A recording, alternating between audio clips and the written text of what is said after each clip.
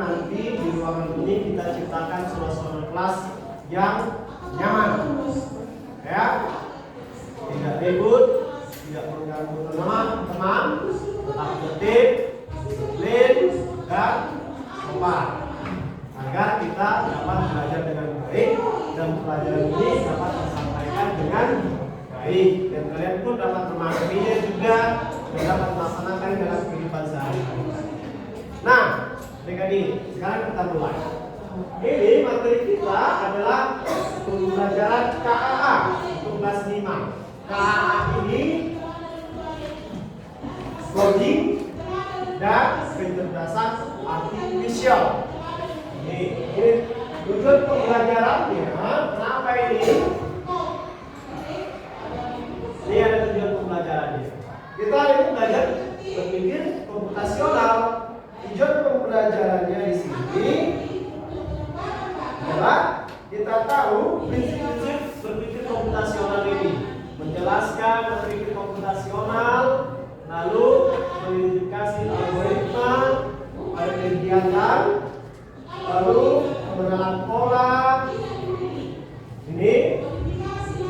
interaksi dalam kehidupan sehari-hari. Lalu kita nanti juga akan praktek bagaimana caranya menjalankan aplikasi KA. Nah, sekarang kita mulai. Ini dia pengertian berpikir komputasional ini. Berpikir komputasional adalah cara menyelesaikan masalah dengan cara menguraikan masalah tersebut dan membuat solusi yang dapat dipahami oleh siapapun.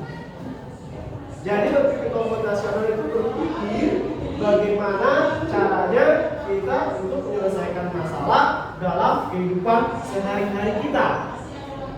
Bukan hanya untuk diri kita, tapi masalah itu atau cara itu dapat pula dilakukan oleh orang lain dan bisa dipahami.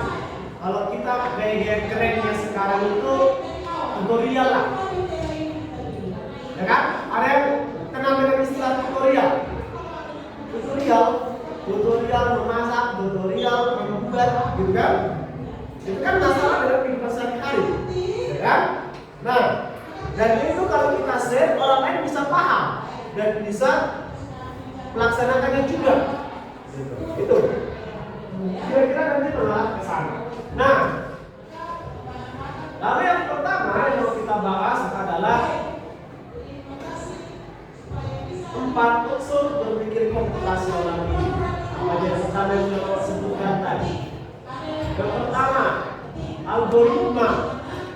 Inilah unsur berpikir komputasional ini. Algoritma yang pertama, lalu dekomposisi, lalu pengenalan pola, lalu abstraksi. 4 unsur utama yang harus kita pahami dalam berpikir komputasional. Kita bahas yang pertama, algoritma.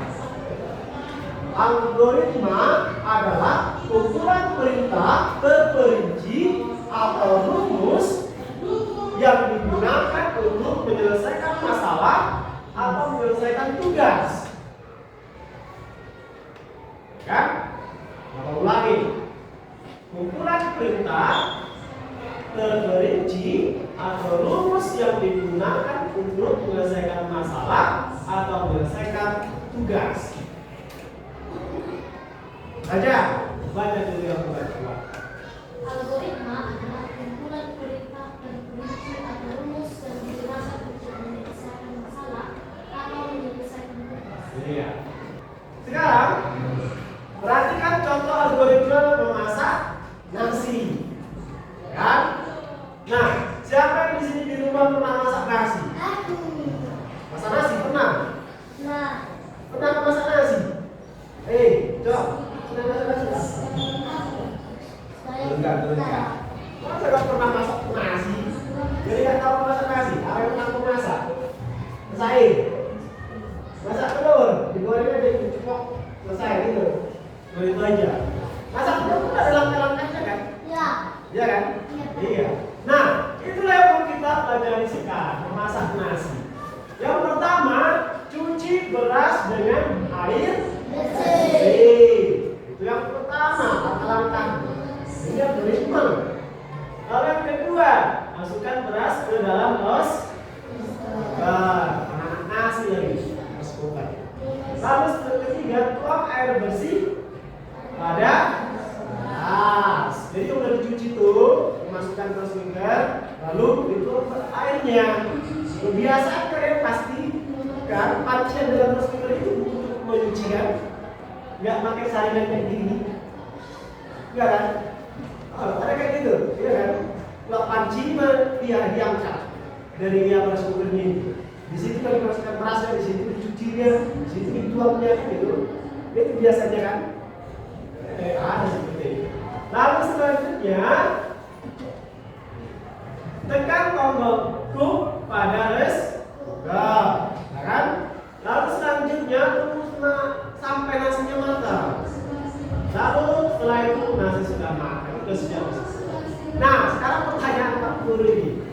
Yang langkah dari ini, Langkah keempat, manalah duluan harus kalian lakukan antara mencolokkan stop kontak dengan menekan tombol go? Hah? Ada yang menekan dulu baru mencolokkan? Tidak. Siapa yang pernah menekan dulu baru mencolokkan? Kau. Siapa lagi kau? Kau colokkan dulu baru menekan atau tekan dulu baru colokkan? Tekan dulu baru kau colokkan. Ini salah ini. Harusnya dicolokkan dulu baru ditekan. Kenapa seperti itu? Karena yang pertama kita memastikan bahwasanya arus listrik sudah mengalir. Kalau dicolokkan udah itu lampu kan? Tapi belum memasak. Kita pastikan itu arus listrik sudah mengalir. Kalau arus listrik sudah mengalir, maka baru ditekan.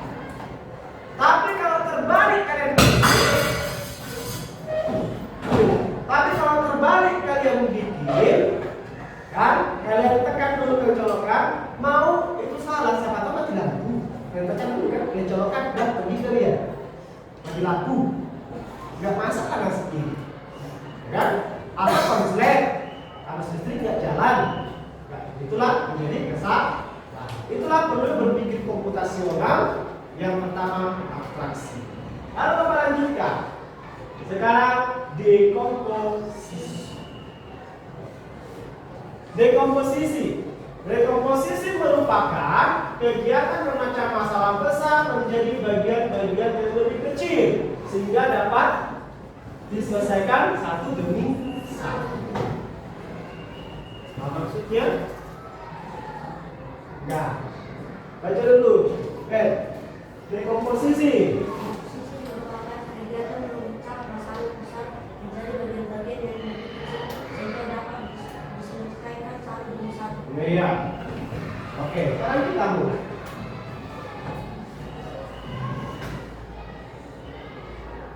Nah, perhatikan skema berikut. Ini skema. Nah, tugas besar, kan? Lalu dibagi menjadi tugas lebih kecil. Dibagi lagi menjadi tugas lebih kecil. Contohnya, kalau kalian disuruh membersihkan kamar kalian, ya kan? Kamar itu kan besar. Di situ ada tempat tidur, di situ ada lemari, ada meja, ada lantai, ya kan? Nah, itulah tugas besar. Dibagi menjadi tugas kecil. Mana yang terlebih dahulu kalian mau bersihkan? Hah? Lantai. Oke, tulisan sini lantai. Lalu yang kedua apa? Tempat tidur. Di sini tempat tidur. Meja, bikin meja. Satu lagi loh, mari, gitu kan? Jadi 4 tugas dibagi. Mana yang terlebih dahulu kalian kerjakan. Baru, contohnya, kalau lantai tadi mau disapu dulu atau dipel dulu? Disapu. Itulah pembagiannya di sini. Disapu, dipel. Kalau sekarang disapu, contohnya disapu, kan menyapu kan banyak debu. Mau pakai masker atau enggak? Pakai masker, lalu ambil sapunya, ambil sekopnya, ya kan? Lalu disapu.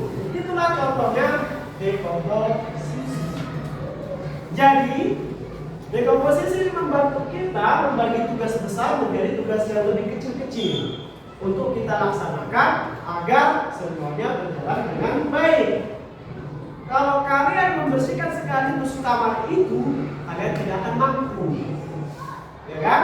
Gak mungkin kalian bersihkan lantai, bersihkan itu lagi dalam waktu yang sama, ya kan? Harus kalian bagi menjadi untuk membaguskan ruangan sebesar ini, membersihkan ruangan sebesar ini harus dibagi-bagi dulu. Pertama sapu lantainya, kedua membersihkan lemari, 3 tempat tidur, 5 baru meja itu kan baru selesai. Kalau dalam waktu yang sama mengerjakan pekerjaan sebesar itu, makanya kita akan bisa siapapun. kecuali dibantu. Ya kan? Bantu dulu kan gitu. Kalau satu orang mengerjakan tidak akan bisa. Itulah cara berpikir komputasi. Nah, ya. Jadi kita harus berpikir bagaimana cara menyelesaikan masalah. Masalah. Oke, paham ya? Kita lanjut ya.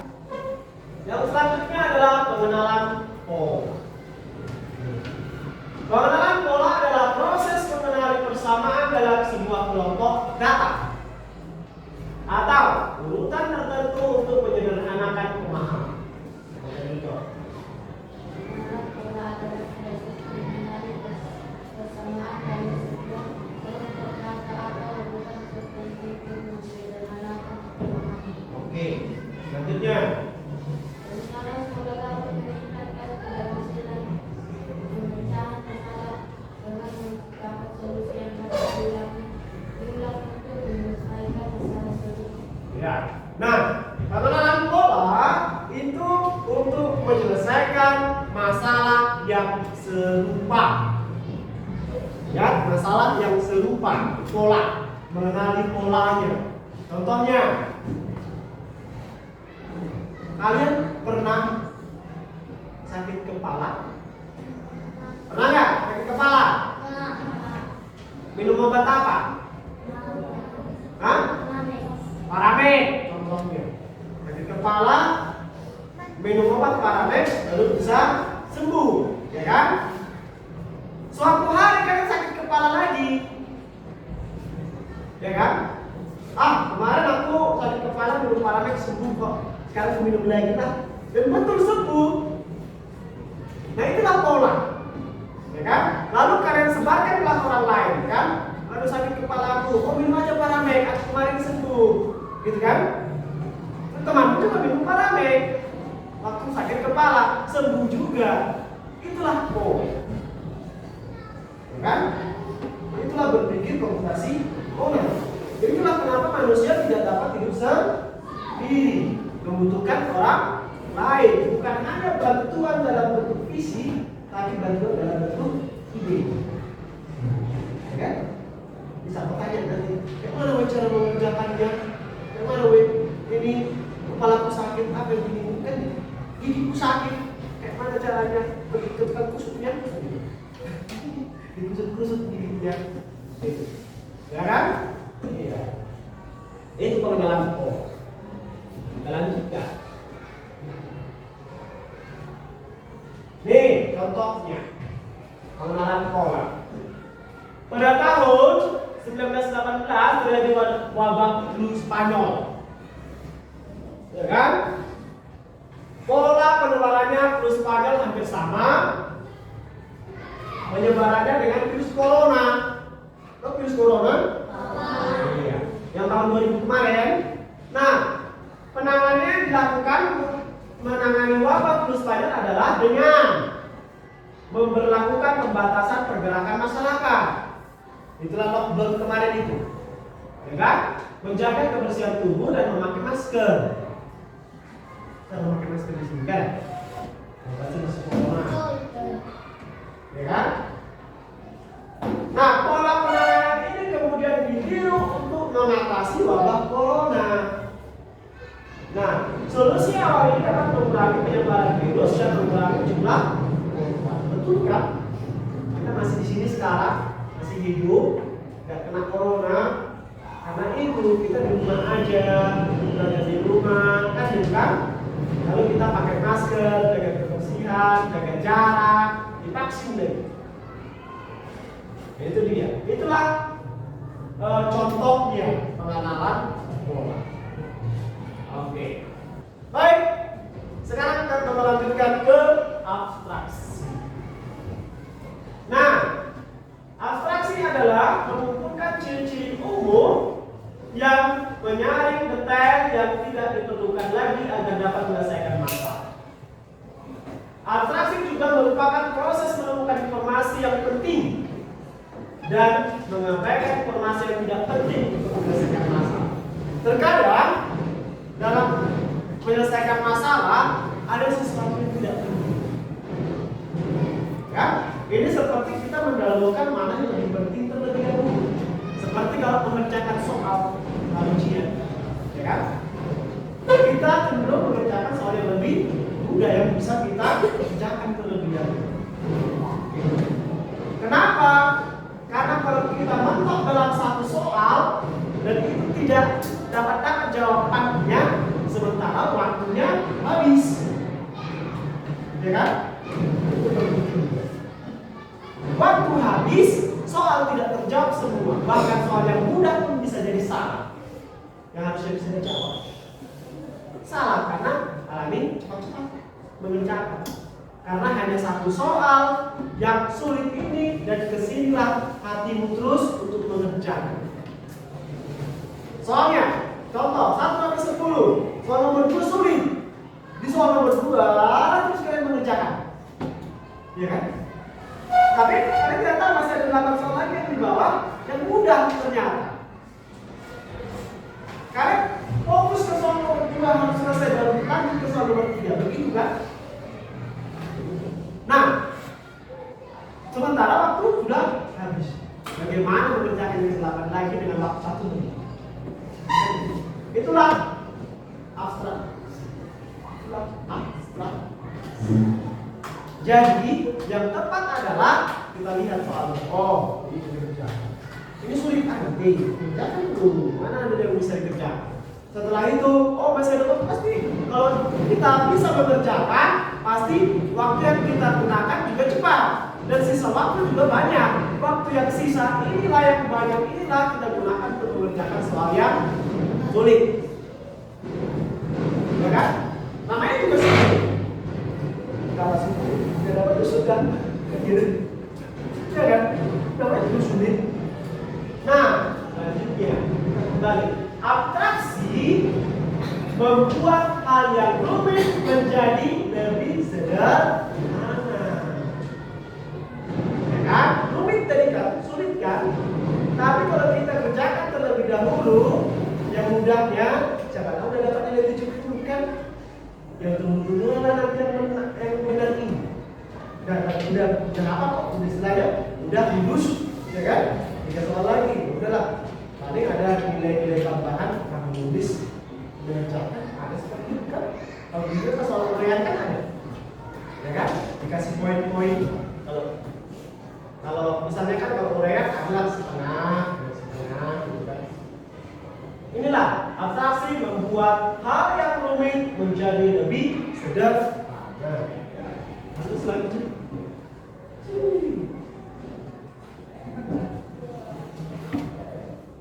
Nah, ini kamu menggambar kucing untuk itu menggambar kucing kamu yang perlu mengetahui ciri-ciri umum ular kucing. Memiliki ekor, rambut, mata. Nah, ciri-ciri umum kucing tersebut memberi gambaran yang lebih jelas tentang kucing sehingga kamu dapat menggambar kucing dengan lebih mudah. Nah, sepertinya sudah. Nah, sekarang Bapak Guru sudah menjelaskan.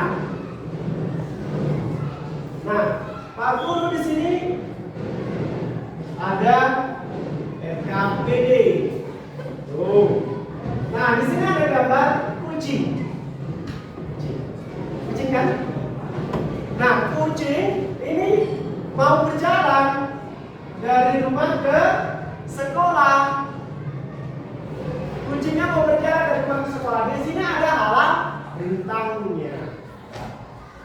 Nah, sekarang Pak Guru mau ngajak kalian praktek terlebih dahulu sebelum mengerjakan ini menggunakan aplikasi script.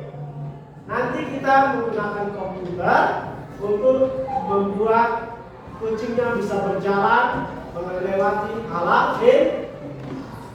Oke? Bisa kan? Sudah bermain komputer? Sudah.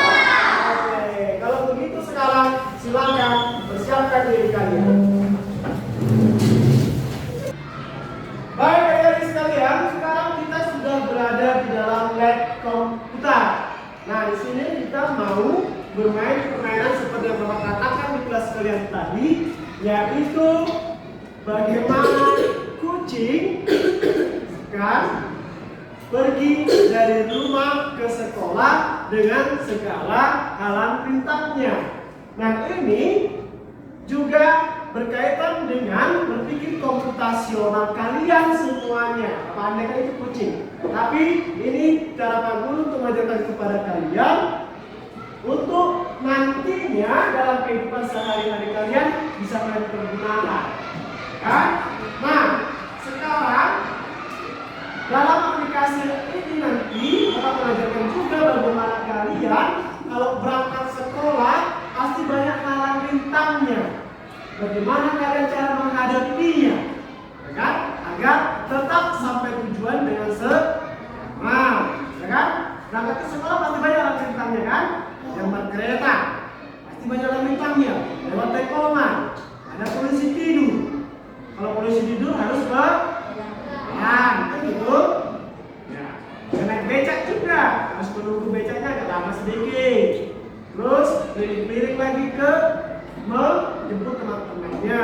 Nah, begitulah nanti inti dari pelajaran kita, maksud dari pelajaran kita. Ya.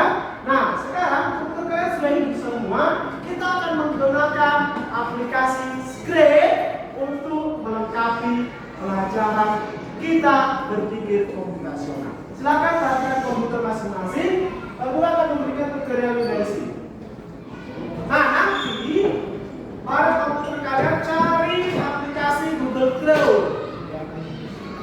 Kalau sudah ketemu Google Chrome, kalian klik sehingga muncul tampilan Google yang seperti ini.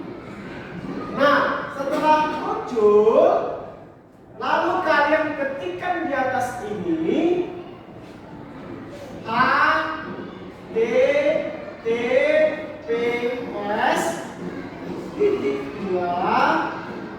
garis miring, lalu ketikkan script, tulisannya SCRATCH.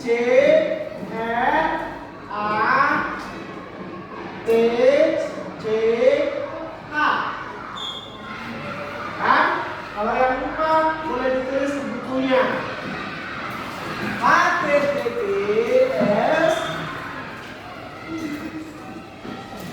titik 2 garis miring 2 kali SCRATCH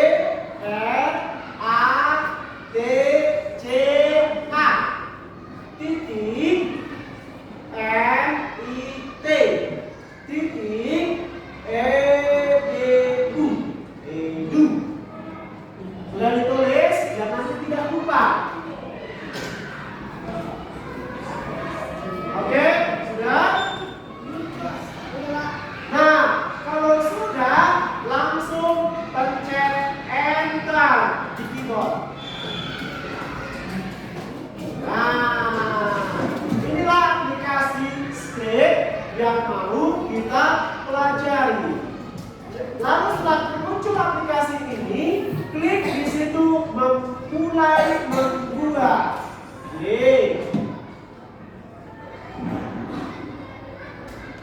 Nah, sekarang kita mulai membuatkannya. Di situ ada kucing-kucingnya kan? Nah, kucing-kucingnya, tapi bukan baru kucing. Kita mau main-main sama kucing. Oke? Nah, seperti yang kita ini di kelas, sesuai topik kita, yaitu bagaimana ini kucing berangkat dari sekolah berangkat dari rumah ke sekolah dengan segala halang rintangnya. Nah, sekarang Bapak berikan sedikit tutorial untuk kalian. Perhatikan baik-baik.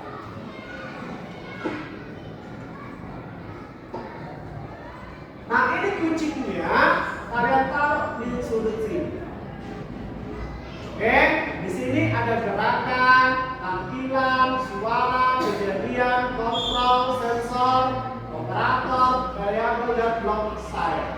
Nah, sekarang nanti kita bisa ini yang namanya tambah background dari sini. Latar belakang. Latar belakangnya ini ada banyak kan? Nah, untuk latihan kepada kalian sekarang, kita pilih terlebih dahulu yang atas ini aja. Sebagiannya. Nah, nanti kucingnya berjalan dari sini ke sini, ke sini, lalu ke sini, lompat. Ngerti kan? Berjalan, berhenti, berjalan, berhenti, berjalan, berhenti, lompat. Caranya. Nah, sekarang yang pertama, ini ada pergi ke. Ini. Ya. Lalu pergi ke. Ini sudah bergerak lagi. Ini. Pergi ke. Ini lagi. Oke. Lalu sekarang mau diputar. Putar berapa derajat? Contohnya. Kalau ini diputar, kenapa jadi begitu? Berarti bukan diputar. Diapa kan? Diubah. Gitu. Ya. Nah, sekarang sebenarnya ini Bapak bikin. Bisa tidak? Ya. Karena terlalu cepat. Nah, karena terlalu cepat dia langsung pergi, langsung bergerak dia, maka berilah jarak atau beri waktunya. Kita cari waktu di sini. Ini akumulasi.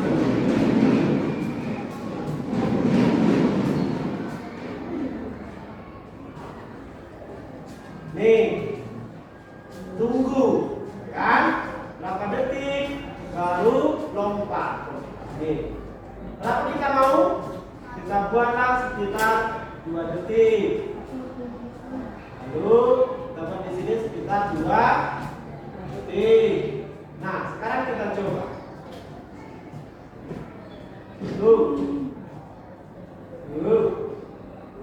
Oke, bisa? Gerak sendiri dia. Paham? Oke. Nah, sekarang silakan kalian bekerja.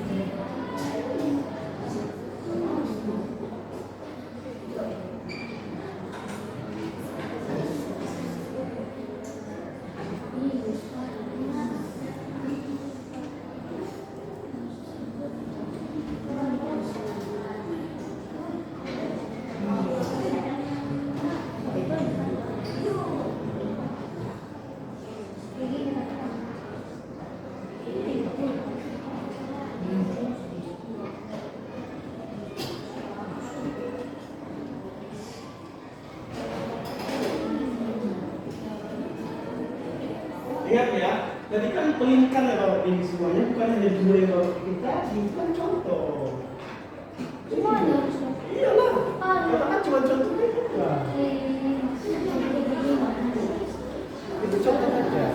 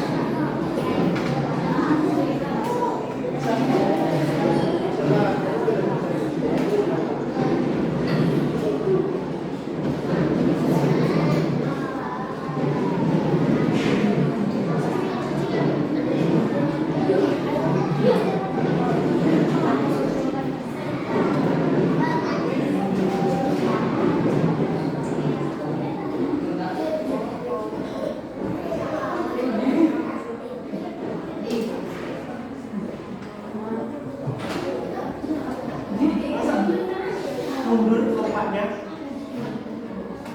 kan bisa diputar. Ingat ya, nggak ada kunci jalan buntu. Kan bisa diputar. Kan ada sini.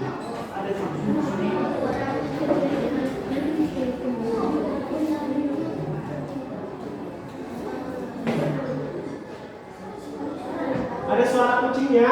Ada. Gimana?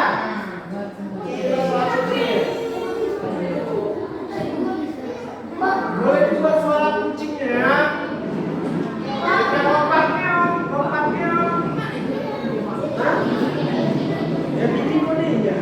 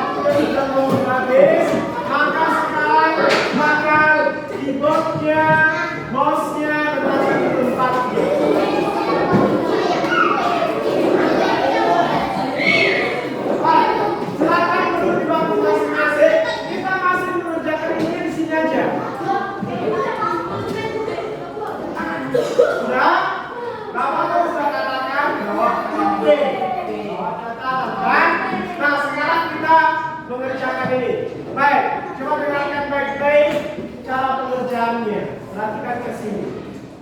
Di sini ada lembar kerja peserta didik.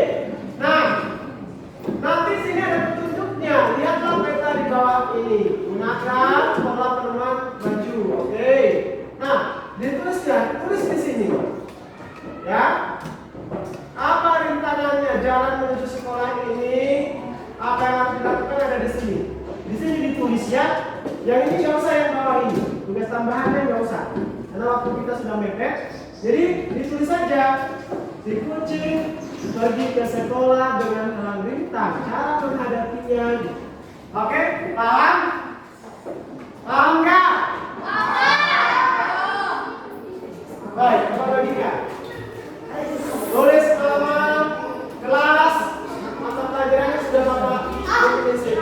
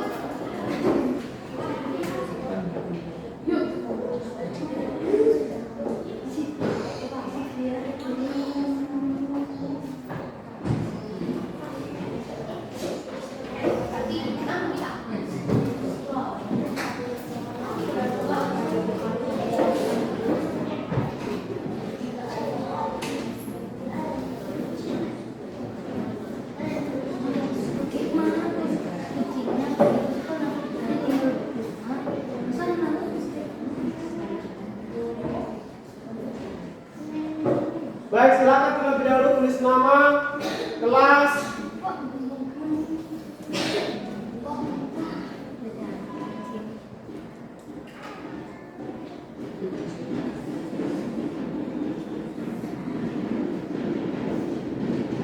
Tulis instruksi urutnya ya.